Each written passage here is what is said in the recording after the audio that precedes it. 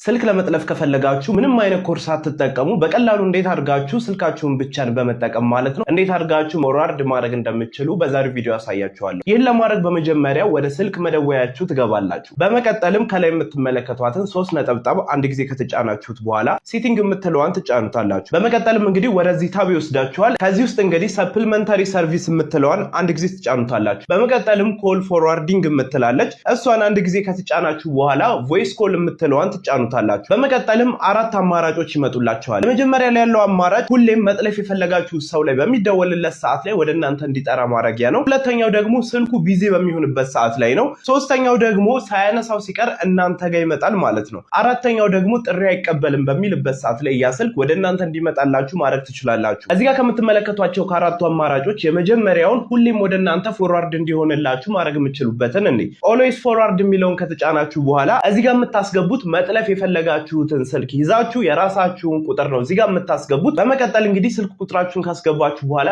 ኢኔብል የምትለውን ትጫኑታላችሁ ማለት ነው። ከዚህ በኋላ እንግዲህ እዛ ስልክ ላይ በሚደወልበት ሰዓት ላይ ወደ እናንተ ስልክ ይጠራላችኋል ማለት ነው። 2 እና ከዛ በላይ ስልክ ካላችሁ 3 ስልክና 2 ስልክ ይዛችሁ ወደ ውጭ ከምትወጡ ቤት የሚቀሩትን ስልኮችን ፎርዋርድ አድርጋችሁ ወደ አንዱ ስልካችሁ ማለት ነው እነኛ ስልክ ላይ በሚደወልበት ሰዓት ላይ ወደ ያዛችሁ ስልክ ላይ እንዲጠራላችሁ ማድረግ የምትችሉበት መንገድ ነው። ይህንን ሰርቪስን ማቋረጥ በምትፈልጉበት ሰዓት ላይ እንዴት ማቋረጥ እንዳለባችሁ የሚያሳይ ቪዲዮ እንድሰራላችሁ የምትፈልጉ ከሆነ ፓርት 2 እያላችሁ ኮሜንት ላይ አስቀምጡልኝ። እንደዚህ አይነት ቪዲዮ የሚመቻችሁ ከሆነ ፎሎ ላይክ ማድረጋችሁን እንዳትረሱ።